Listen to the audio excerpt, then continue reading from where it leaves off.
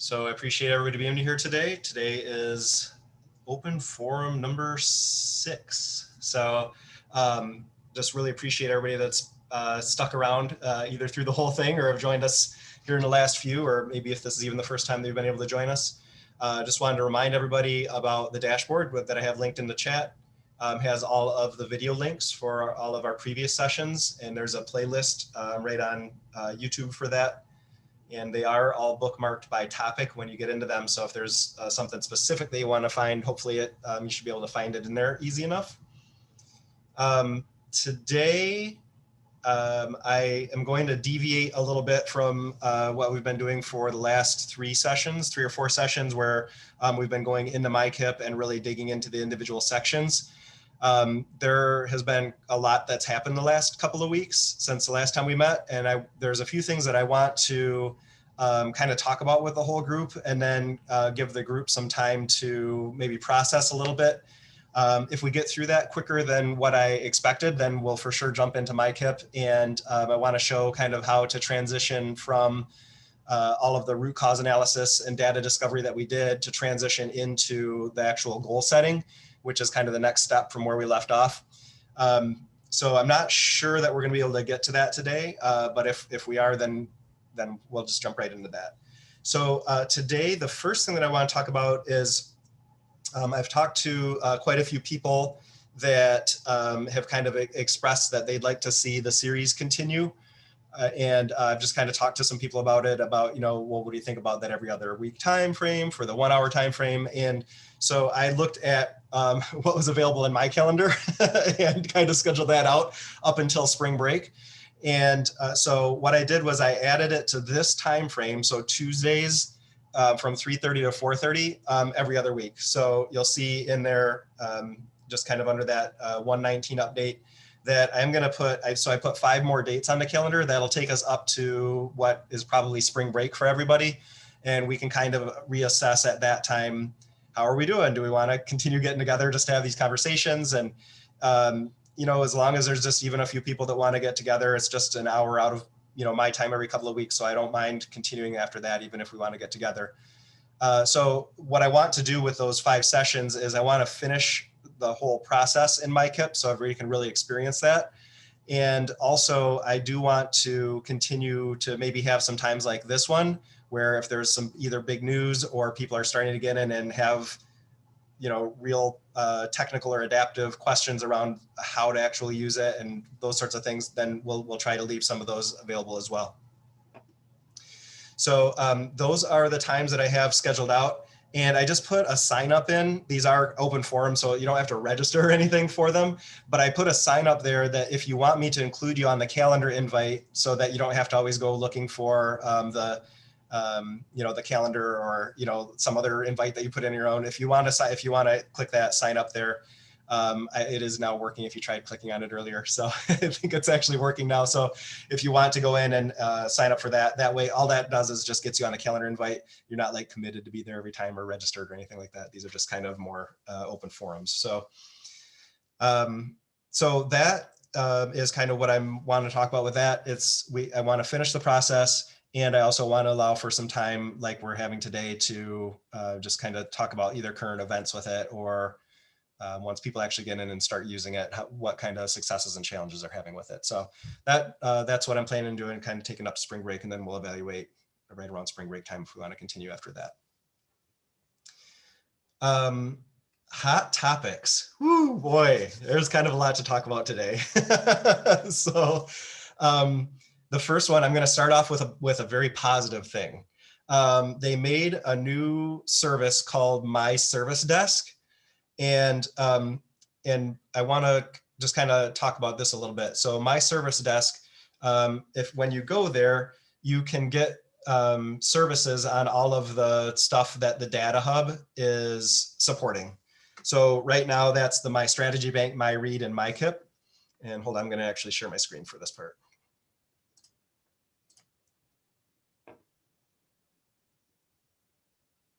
Just double checking that I shared the correct screen. You guys are seeing MyStrategyBank. Okay. After my little mishap a couple weeks ago, I definitely need to double check that. So you can go in and you can actually request support around any of these applications. And the ones that we'll be using for MiCIP the most are MiCIP and MyStrategyBank. I would like to get into MyStrategyBank in some of our future sessions, so that can kind of add that to the list of things that we might be able to cover in the next 5 weeks or the next 5 sessions. But it's really, really nice. You do have to sign up for an account with it, but once you do, it's a really nice help desk. I used it today and I got an immediate response. So like they were back to me like in less than like 15 minutes with like full details on what my question was. So it just looks like a normal help desk kind of submission.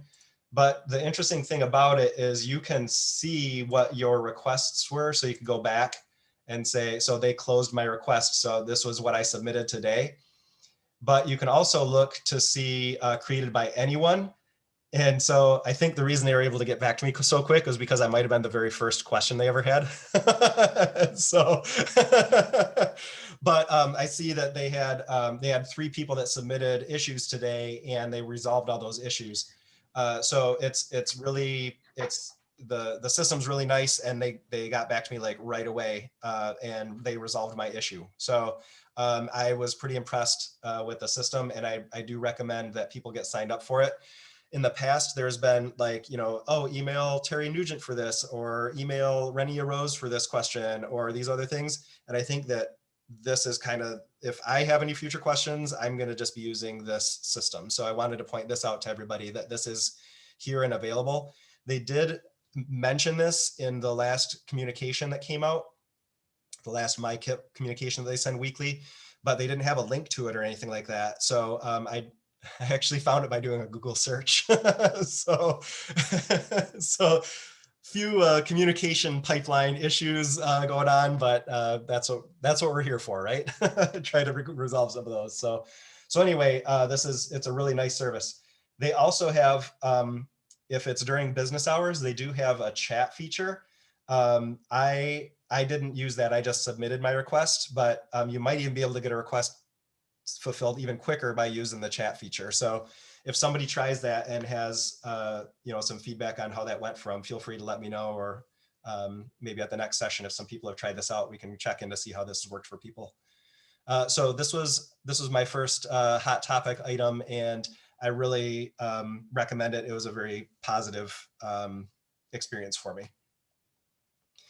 So I wanted to get in for the next hot topic, is just to talk about a little bit about the experiences that I've heard with people about trying to get in and actually access and use MiCIP, some of the challenges that they've had, and some of the challenges that I personally have had with that, and then what some workarounds were that worked for me. So most of the questions that I'm getting is, hey, I signed the MiCIP agreement, and we are federated, so we did all the things we were supposed to do, and I went and tried to log into MiCIP, and there's nothing there.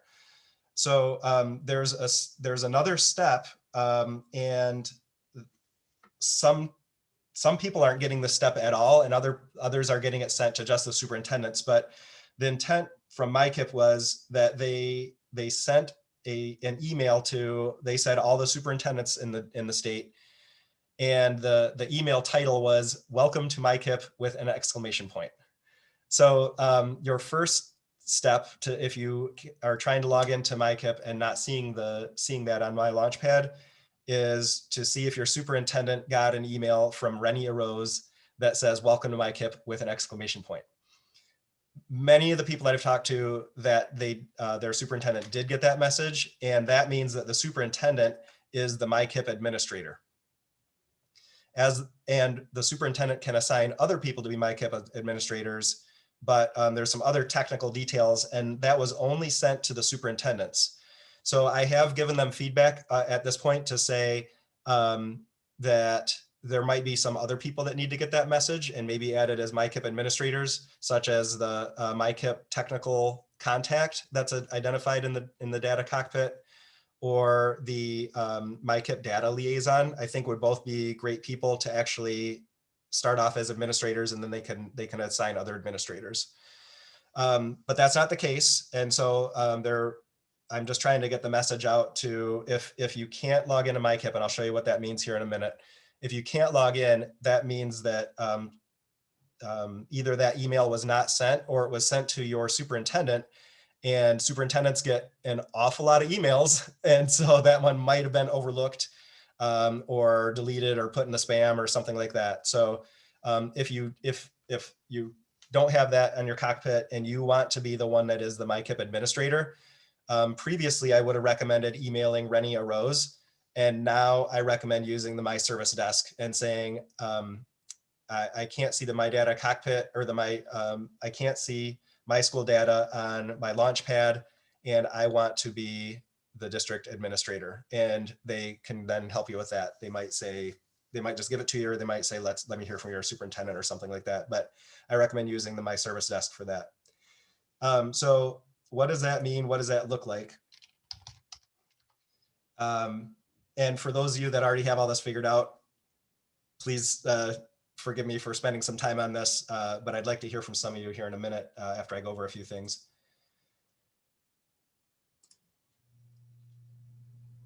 So basically what I did there is you saw me, I just went to Michigan Data Hub, and then I clicked login. And when I clicked login, it automatically took me to the Michigan Launchpad. The first time you do this, you might have to select your district from a long list.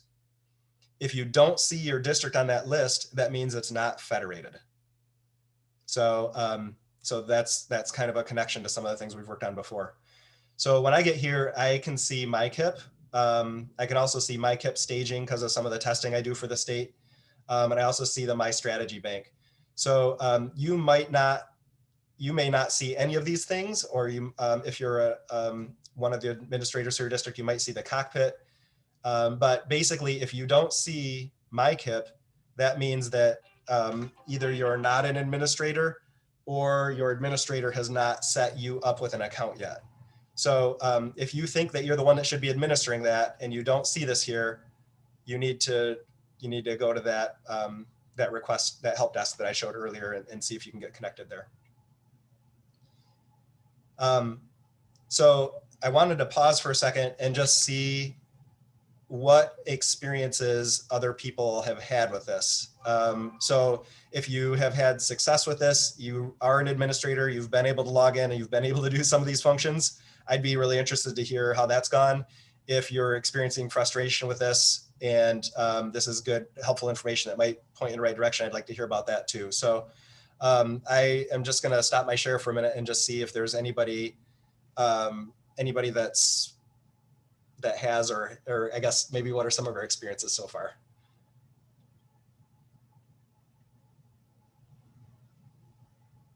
All right, I'll go real quick. So I know I chatted with you a little bit, David, last week. I had that white screen every time I was trying to log in, and then some troubleshooting. Fatmi was able to figure out that she needed to add my name as a user on there. And so once she did that, I have, full capability on there. But we were talking about adding additional admin credentials to certain people. Would Fatmi be able to do that now, or is that something she's going to have to request? I think that you can do that now, and I might be able to show you that here in a second. Okay, cool. Because I know that's something we were talking about, so I know she's going to probably ask you that. Okay. Yep. I think that I think she should be able to do that, and I'll take a look when I get into MICIP. We'll take a look at that. Cool. Thank you. David, hi everyone. There she is. Sorry, I was in another meeting. No problem. So it does give me the choice to upload a file or add one by one. But do we need to do that? I thought that the data will migrate automatically. Are you talking about your schools in your district or the users? The schools in my district. I did upload the schools, but I need the users now. Okay. Yeah. So I'll talk about both of those things here in just a second. So Pam, not to put you on the spot, but I know that you and I were working on this. It looks like they came through for you. Hi, Dave. I have access. I received the emails. So my superintendent had not received the welcome email. I reached out to Renee is the guy's name. Yep. Sorry. and indicated I was the district's designee, and I am in the data hub as the designee, so that helped the proxy. So I think that probably helped. Yep. And yet later today, I had the email from them, and without taking any action on it, I actually have the MICIP tile on my dashboard. All right, perfect. Yeah. Now I'm missing a school, so I'm going to use your help desk methodology later on and see if I can get my missing school on the list. Well, you may not even need to do that. Yeah, I might be able to help you with that. So, Oh, cool. All right. so, all right. Maybe just if anybody else has anything to add, you're welcome to unmute now, or you could just throw it into chat to kind of where you are with that process right now.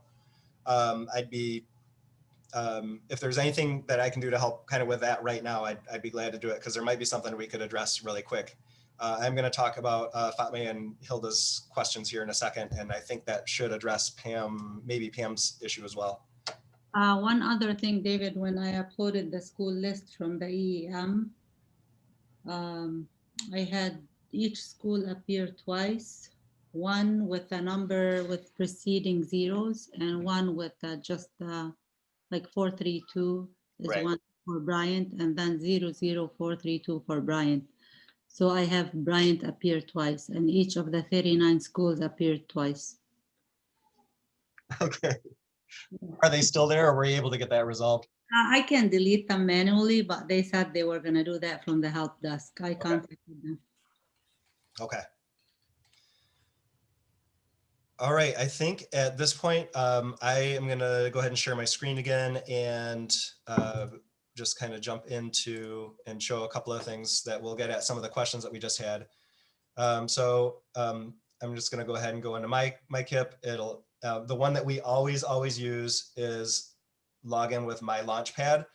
This login with my login is for the MDE to use. So for some reason they have a different login credential than we do. We always use the My Launchpad.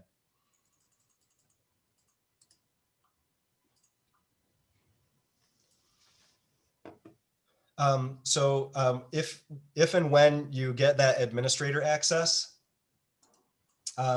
you access those administration functions up here where it says your name.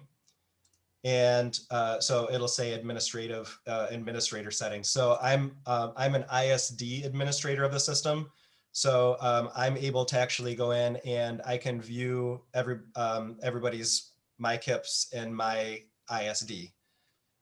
So that's what being yours won't look like this. You won't have this LEA PSA portfolio piece. It'll just say my dashboard.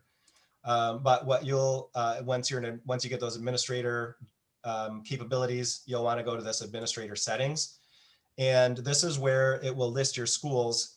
And what Fatma was talking about is hers are both listed twice, and then this entity code, somehow it put it in twice and it appended the entity code with a couple extra zeros. And like she mentioned, you can edit and delete those from there. So the first time that you go in here, it asks you to do a process to upload a data file that you get from the EEM, and that is in that welcome email. That did not work for me. So I tried to do that, and I tried it over multiple days just in case it was an issue from that day. I tried it in multiple browsers. I tried it in private browsers and incognito browsers, and it didn't work in anything. So that was one of the things that I got a hold of the help desk about. And they said that they are experiencing some issues with that. And what I had to do was I had to add them manually. And since I only have 3 ISD schools, that was not a big deal for me. So I just entered them manually, and I looked at that EEM file, and they said to make sure that the name of the school and the entity code are exactly what they are on the EEM file. And our EEM file, Fatma, didn't have any leading zeros on it. It was just the 4 numbers. So I'm guessing that that's the correct one that should be in there if you're going to delete one. But I like your idea, Fatma, of waiting and letting them do it so they get the right one out. On mine for Trenton, I had to do a service ticket so they could upload because it wouldn't sync as well. Okay. And mine does show the zeros on it. It shows leading zeros. Okay. Yes. All right, well, we'll see So which I don't know. we'll Who see knows? what works. They just fixed it overnight. So I Okay, think, yeah, I was going back and forth between two browsers, and I think both browsers worked finally, and that's why I have two. So I'm kind of leaving it up to them to fix it now. yeah, If not, by the time the principals have access, I can delete one. okay. Yeah, so that'll be interesting to see. Do we want leading zeros or do we not want the leading zeros in here? I guess we'll wait and see about that one. So Pam, a couple of thoughts for you. One would be I would leave it and check it again tomorrow to see if that school magically appears. And if it doesn't, you can add it manually. Just make sure you put the same information right from what would have been that upload file. So what this will do is it will just show all your schools. And basically what this does is when you're doing your goal setting and your activities and things like that, this is what you can associate those to. So, we talked about having overall goals that were your district goals, and then we were going to associate schools or groups of schools with, with the different strategies and activities. This is what it pulls from to associate those different schools to those different activities and strategies. So that's, you're going to definitely want to have all your schools here. Then is this user management portion. And this is they want this to be a more automated process. And I've talked with some schools that when they logged in and did their, after they got their districts uploaded, they saw a giant list of a bunch of people from their district. I'm not sure where that's coming from. So I'm not sure where they're getting that from, if it's coming from their student information system or if they're integrated in other ways with the data hub. But I have heard from even the ones that it pulls them in, it's not everybody they wanted. So it had all the school staff, but it didn't have the central office staff. Mine had nobody on it. So it just had me as the ISD administrator and my superintendent as an ISD administrator. So that was the other thing that I asked about in the help ticket. And they said that they did want it to be more automated, but if it's not automating, that we can add them by hand. And again, for me, that's not a big deal because I'm not going to have a ton of ISD personnel that are going to be in it. For Hilda and FOBMA, for example, where you have 30 something schools, you're going to have hundreds of people that are going to need to have some level of access to it, and you don't want to be hand selecting those different pieces. So that would be, I think, a good question to see to maybe use that help desk to see, in lieu of doing a individual user list, if there's a way, if you have a large amount of people to import, is there an import file that you can either try to submit or to send to them that they could import for you? It would seem to me that they should have an import template for large batches. But if you're somebody like me or probably most of our districts here, where you might have 20 or less people that you need to add, then you can do it by hand. You just have to get their email address in there. And I actually tested this today with Deanna. So she's one of our school improvement folks here at the ISD. And so I was able to add her. She went in, we played around with a little bit. I was even able to change her access to a few things, and it worked immediately when I changed her to access. So I know this create user thing does work right away when you do create it by hand. That might work in some situations, but that might be prohibitive in other situations when you have large amounts of people to add. Can I ask you a quick question, Dave? Absolutely. Who would you recommend? Obviously administrators, but would you say like building leadership teams, people that would be like in that district group? So yeah, so there are various levels of authorization that you can give to people. So you can give view access to if you wanted to just say, I want to give them to be able to view the portfolio, you could give that access to, you could upload your entire instructional staff if you wanted to. So we've been talking at the ISD, how do we connect our coaching to their MICIP plans? And we've been getting down to how in the classroom level might we have people look at that. Well, you could grant view access to everybody, right? And then I think we'll probably want to dig into all of these, what these different roles mean at a future session. But you can have them, you can give different pieces about, do I want this person to be able to update a strategy? Do I want this person to be able to update a goal? So, you know, you might do something like, well, I think I'm going to give goal update status to, you know, so this to the central office administrators. I'm going to give strategy level to building level administrators, you know, so I think we need to dig into those roles a little bit to figure out more about what the different roles are for people. But to start with, just to get in for view access, I think it would be appropriate to get all of anybody that's from your district or your building teams entered, and maybe just start off with view access for everybody, just to get everybody into the system. And then from there, start to think about what kind of levels of access does everybody need after that. So David, if we're able, I'm hoping to import all the users like through a spreadsheet, what have you, whatever template they have us use, would we then have to go back in and then modify their permissions, or could we, like, I guess, have that checked off on the form and then that would automatically? Yeah, I don't know. The hope of doing an import template, and you can ask that specific question when you request Okay. that, is that you would be able to identify their permissions right on the template, because otherwise it's almost defeats as the big of a pain purpose. to go back and Yeah. have to edit everybody's accesses, right? So, Yeah, we have, yeah, no, definitely. So the number, like you said, the number of people for each building, they've got their own teams and we want to be able to give them access. But now looking at how many different permissions there are on here, which is great, but at the same time, it's very specific to their role. So right.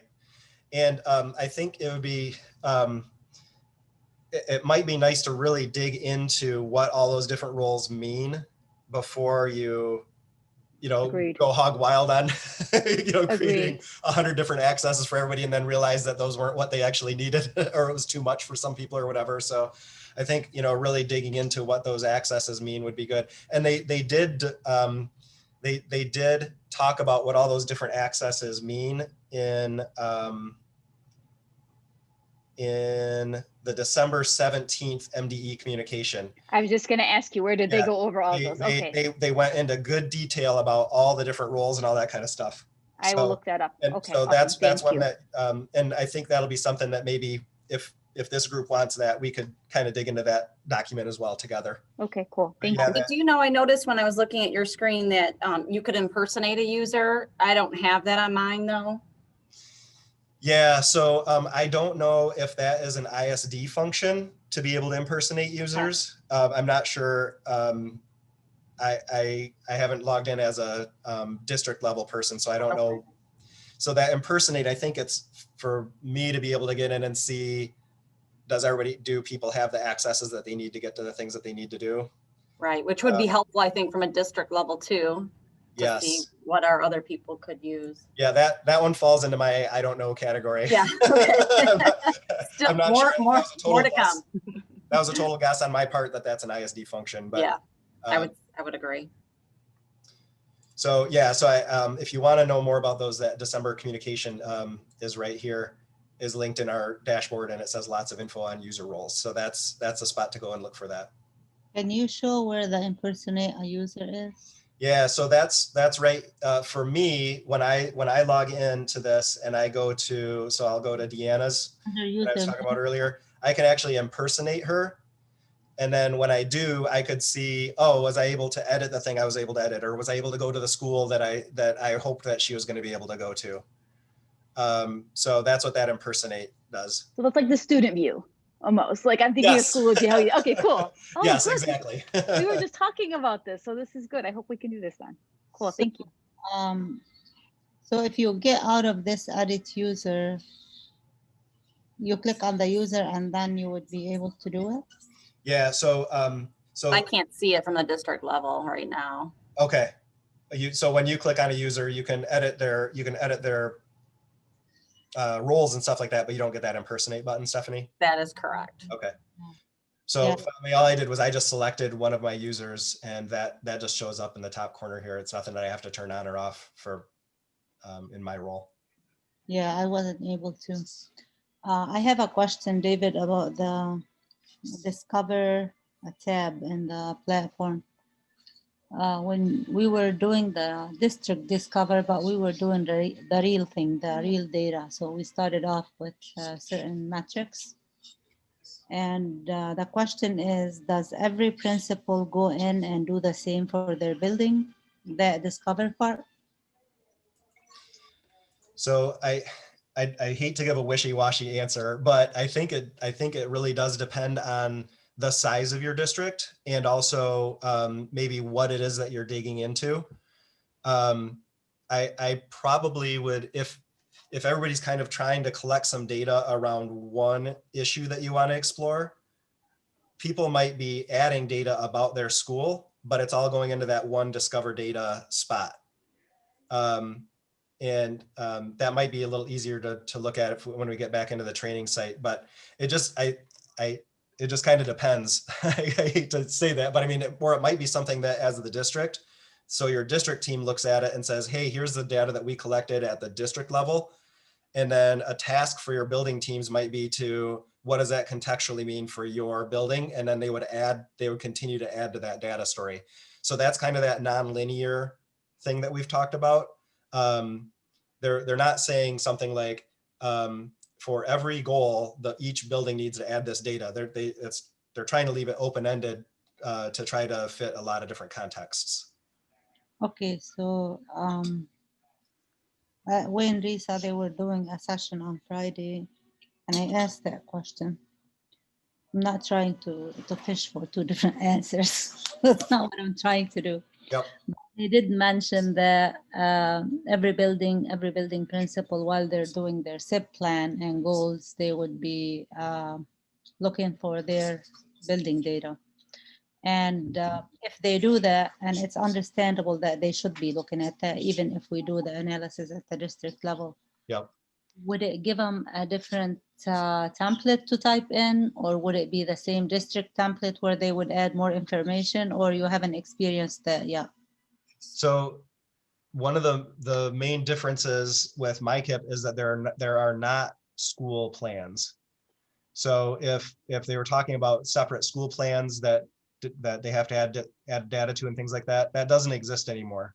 So it's really that whole concept of we're one district, we have one district plan, and each of the buildings have a piece of that, or may have a piece of whatever those different goals are. And that's why I kind of gave the answer that I did, that if there's some certain data, then the buildings, depending on whatever the situation is that they want to contextualize it at the building level, then they would add that building level data. But the plan is still a district level plan. There are no school improvement plans anymore. Got it. So I think I do have a couple other hot topics I want to move on to, but is this enough to kind of get people started with this administration piece? We've talked about if you don't see it at all in your MICIP, what you need to do, and then once you're in there, some of the things that you're supposed to do. You're supposed to add your buildings, and you're supposed to add your staff, and there's a couple of different situations for those and some troubleshooting. So any other specific questions about any of those pieces? Ooh, Allison Camp has a button that says import users. How'd you get so lucky? Tell me more, Allison. First of all, I don't think it's luck. I don't know if we did a part right, but I didn't have access to any of this.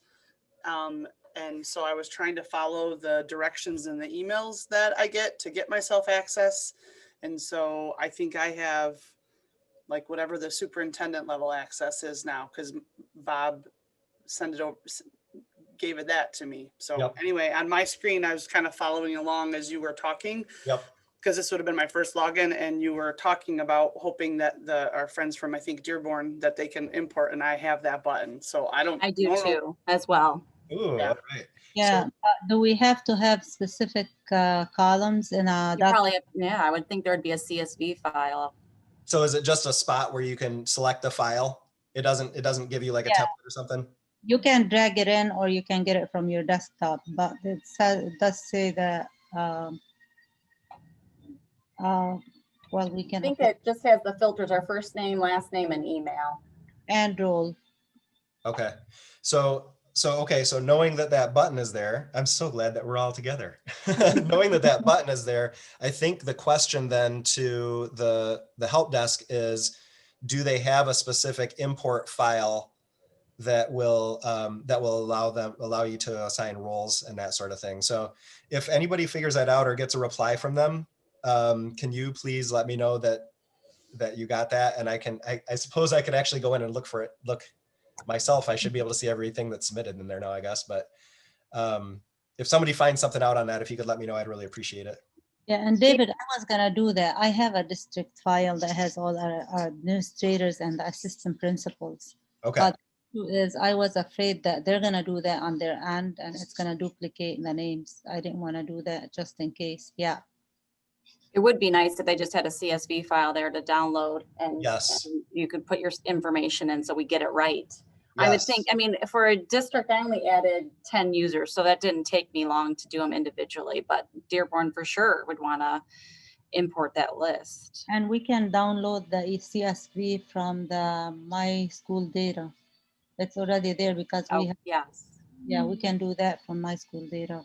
But at the same time, I don't want to do that and then MICIP ends up doing it on their Yes. and That would definitely be a good thing to establish that they're not going to do that. So another thing, when my principals get an email and it will confuse them when I download, that's another thing I wasn't sure that that's gonna happen. So I will add one thing that there's when you add a user, they do not get an email that says that they've been added. Yeah, Oh, when you added me on Friday, I did not get an email. okay, got it. Yep. So yeah. so basically that's going to have to be an internal communication for everybody that they've been added. And basically all you have to do is give them the log, because they log in with their own credentials and things like that. So it's not hard to log in, but they don't get an email saying that they now have an account or what their roles are. I think the one thing that was confusing to my administrators when they went to the launch pad, they clicked on MICIP, which was fine, but then it says use my third-party login or use the My Launchpad. Right. And since we use both for EEM, they're confused. So you got to tell them to use My the My School Launchpad. Yep. Definitely that step of they have to use My Launchpad, otherwise it just won't work. Yep. The third party does say ISD users only, but they still clicked on it. Yep. So. Yep. David, to back up real quick for the help desk or that support thing, you said we need to register for that as well, correct? Yeah, so there's just a Okay. button. I can't show you now because I'm actually, okay. but there's a button that'll say either log in or sign up. Okay, so you have to sign up first. Once you create an account with them, then you can Correct. put in your ticket or whatever your request is. Okay, Yep. cool. I tried to do that a moment ago and I had to select my district and it's not a choice. Like it looked like I was in a place that was for one county or something in the southeast corner of the state. I feel like, is it tied to Oakland ISD? Because I already had like my Wayne County help ticket, so I didn't have to create a new user when I used that one. So I didn't know if it was tied to Oakland's help system somehow. I was able to see Muskegon County, but it didn't have Muskegon ISD as an option. So I just selected other. But Pam, I think that if I remember correctly, and I may be wrong, I think that selecting your location was even optional. Was it My Help Desk again? Is that what it was? It's MiServiceDesk. MiServiceDesk, sorry. Yeah, and so yeah, it's linked here. It's all, but it's MiServiceDesk.com is Yep. Yeah, okay. Yep, that's where I was. Request MICIP service. And the screen talks to me like I'm a member of Oakland Schools or District. Okay. So I'm in a different place. It doesn't seem right. Okay. Maybe we could take a peek at that after the session just for a minute. Okay. All right. So hopefully it works for everybody else. I would hate to steer you to a wrong resource, but it sure worked for me today. So Let me just say, I thought that too. It looked like Oakland Schools, but at the bottom it says sign up for an account. So I found it. It's really small at the bottom. So if that helps anybody. So this is okay. Never mind. I'm so tired of new accounts. I'm just going to stop right there. fair enough. Yeah, why couldn't they tie this to one of the other 10,000 accounts we had to create? But anyway, so all right. I wanted to move on to I have two other items that I wanted to make sure that we cover today. One is they did put out so we've talked about this whole thing that we don't have to use MiCIP this year. We could do the paper version. And I just was able to see the paper version for the first time. So I have that linked in here. I don't even remember where I got this link, but I think it's the official one. I think I might have gotten it from somebody that forwarded me something from GELN. But the paper version there, it's a PDF. I don't know if when you download it, if you would be, I didn't get a chance to test it out yet, if you'd actually be able to start typing in, or if this is just maybe just an example that they're sharing right now until a more official version is launched later. But in looking at it, it is set up exactly like MiCIP. So it literally is a paper version of MiCIP. So if you're like, you know what, I think we're just overwhelmed right now, I don't want to deal with this MiCIP thing, you're going to still have to do exactly what's in MiCIP. It's just on a piece of paper. And then it won't do some of the things, it won't carry over into next year, so that's why I continue to recommend that you just do this in MiCIP, even though I know that getting it set up here at the beginning has been a pain. I'll be the first one to agree with you on that one, but I do think that it'll be better to use that once we're all in and have the roles and everything like that. If we don't, you still have to follow the exact same process. So, I mean, you'll see it even asks you the same questions. These are the same questions that it asks us in all of the the process that we've worked through so far. So this does not, it even has links out to the 5 whys, to the fishbone template. So this it's not making a shortened process. It's not like any kind of shortcut to do it this way. You would have to do it on paper rather than entering it into MiCIP. And MiCIP has those other additional benefits of, it's going to warehouse the data. You're going to be able to have all the data there. It'll connect and interact with Nexus. It'll still be there next year when you want to continue the plans. For all those reasons, I recommend doing it in MiCIP if you can get past this first hurdle of getting into the system. This is interesting, David. We were creating one last week that looks like this, so we can put directions, more detailed directions for people when they're working on MiCIP. Yeah. Yeah, it's an interesting process this year. Like Pam was saying in chat, there's times we get ahead of the system, and then the system kind of catches up, and then so so I just wanted to share this. I had not seen it before. I kind of got it through a back channel. Hopefully there'll be more. I believe, based off of what I'm going to share here next, that this will be coming. There'll be more information about this in the next MiCIP communication that'll probably come out. If you scroll down to the second page, David, since this is a Q&A session, see how you have helping text under the questions? Yep. This was very helpful, but some of them do not have that. So we tried to do some digging into other practices that we've used. Okay. Like the ones that have the questions. And if you scroll down, you have other areas too that have the helping text, but not all of them. Okay. I'm not sure. We still take feedback and make changes in the platform now. Yeah, some of these are some of the help desks. The help questions are actually in the platform now, but I can see that there are some that are not. Yeah. So that's one thing we were trying to do is put helping text under each one of them. Yep. Good plan. So the last thing that I wanted to talk about today was there was kind of a bomb in the last MiCIP continuous communication. And when I saw it, I was like, wow, they really need to put a little bit more information with this. So the first one wasn't that big of a, I guess, departure from what we've been talking about. Hold on, let me zoom in on this a little bit so it's easier to read. But one of the questions in the last MiCIP communication, this is the one that came out last, I can't remember, Wednesday or Thursday.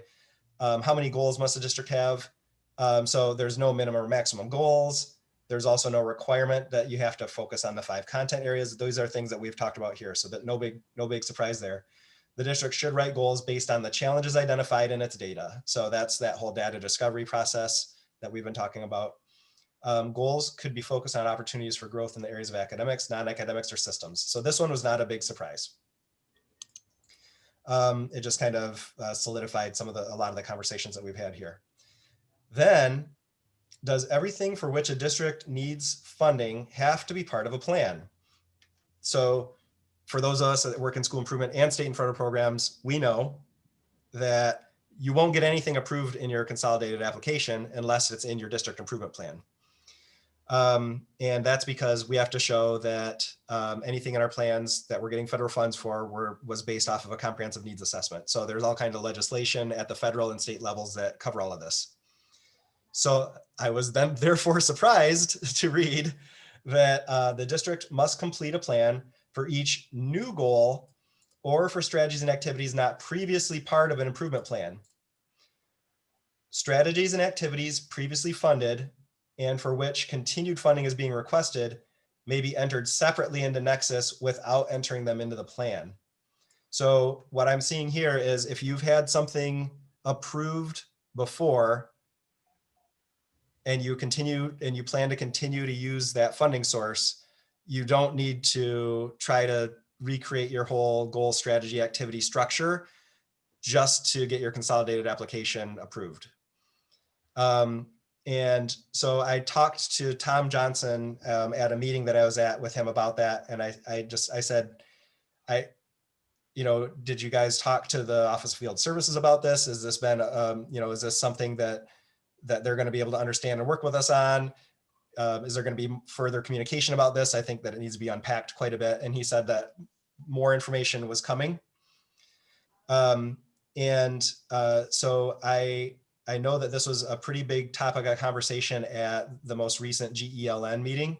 So GELN is a subset of MESA. And so I got my hands on the notes from the most recent GELN meeting on this, and I wanted to share those with you.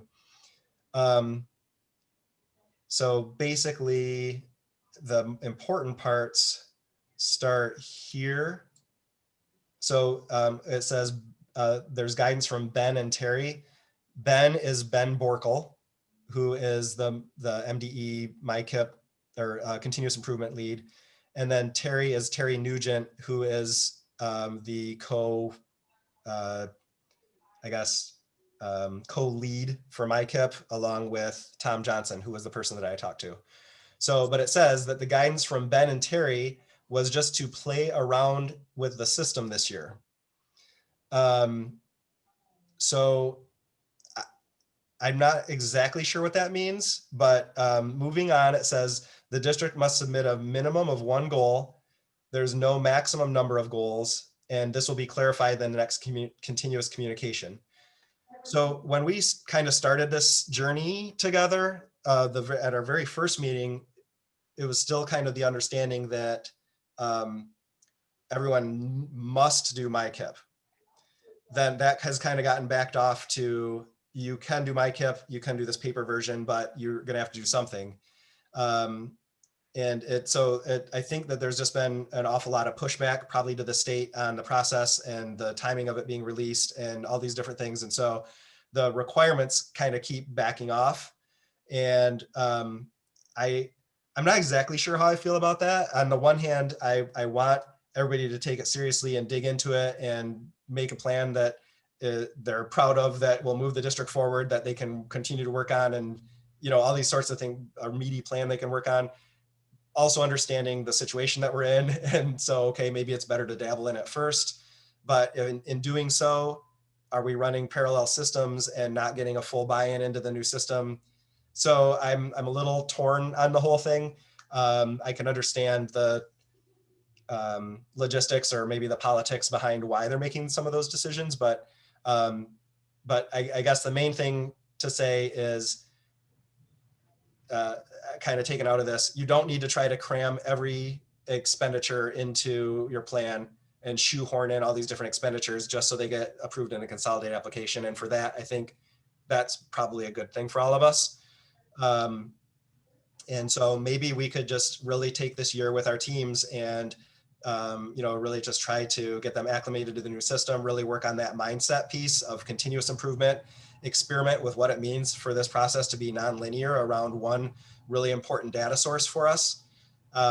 So I don't want to make it sound like I'm against this idea. It's just, it was just kind of surprising to me when it came out like this. So I wanted to kind of just open it up maybe for a little bit of conversation with all of us here today. So I'm going to stop sharing my screen and just see if anybody has any thoughts about this, if they have heard anything about it, if they heard anything differently than what I'm conveying, initial thoughts on the information. Yeah, actually, David, from the beginning, we thought that the main purpose of this is to start doing the work right and to have really continuous improvement. And when it was first released, we thought this was the wrong year to have something released at this time. But once they released it, and then I did see the communications that a paper version will be available, and then they're pushing on people to do the platform rather than the paper version. And my fear now, and I'm sure that a lot of people, if we play with the system, and this is a federal mandate to do a school improvement plan. It is not a state or MDE mandate only. It is federal, so we have to complete a plan. We can't just play with the system and do it partially. We have to complete a plan with goals, or we have to revise our plan and goals on paper like we did in the past and assist. So my fear is only that if we water this down and go about filling in certain information, then it's gonna get off to a wrong start from the beginning. We really wanna do it right. So I think that what we should push for is, if you wanna use MICIP platform, do it right. If you don't feel like you can do it fully, then use the paper one so that people will have that mind shift of we need to do continuous improvement. Just my thoughts. My intention at Oak Ridge is to implement MICIP. I pray to God that this thing's going to work so that I don't have to worry about the functionality. I can just do school improvement with MICIP. My first inclination is not to have some goals in MICIP and some not, because I'm not going to be able to manage what's in it, what's not.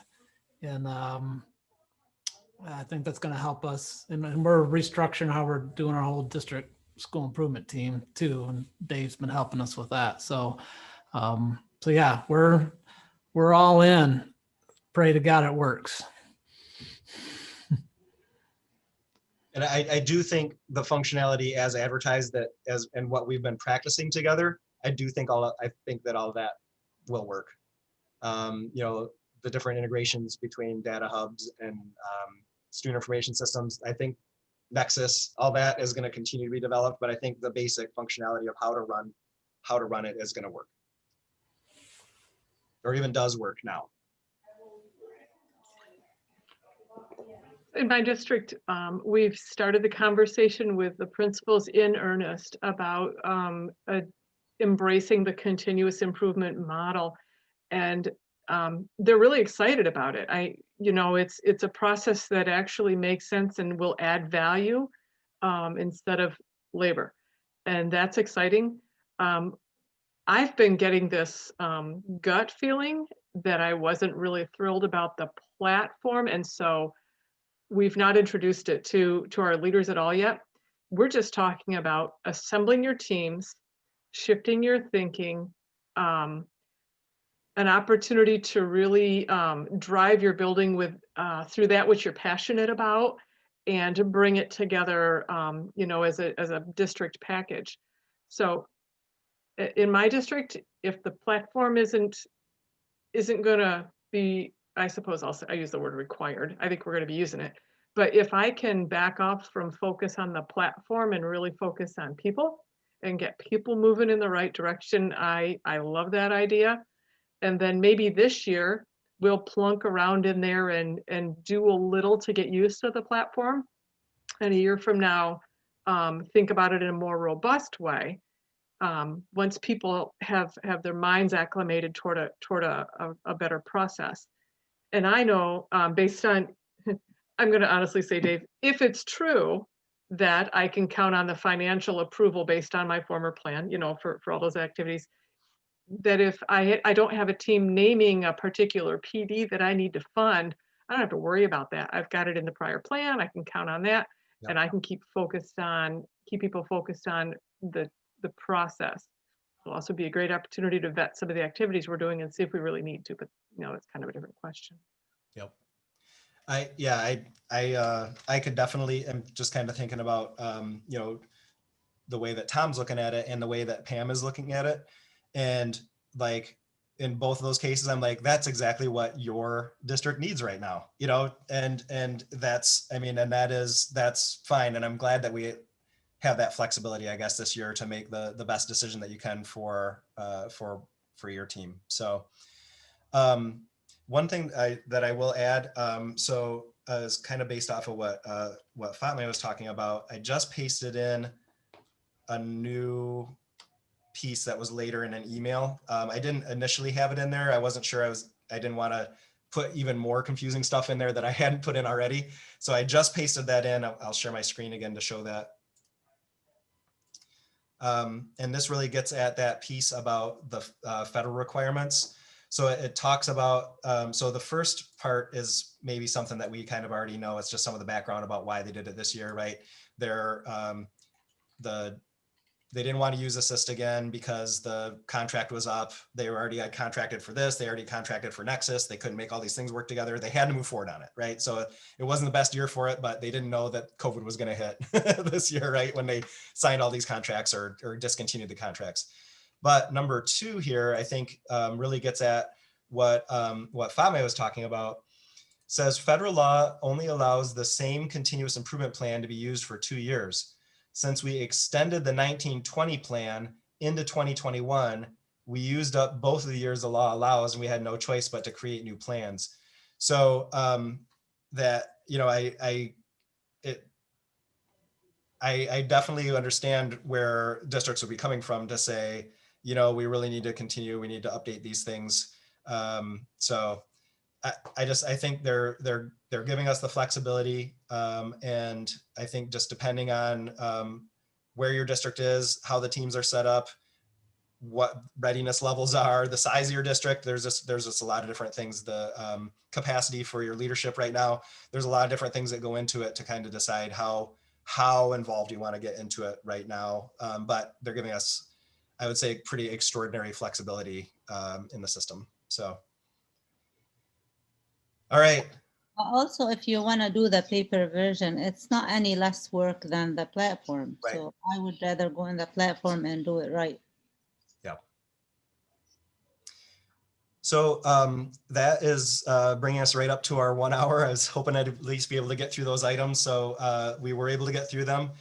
Hopefully there won't be a ton of things that we need to update on next time. I would like to get in and continue, for those of you that would like to continue with us, I would like to get in and kind of keep working through our little sample plan that we've been making all along.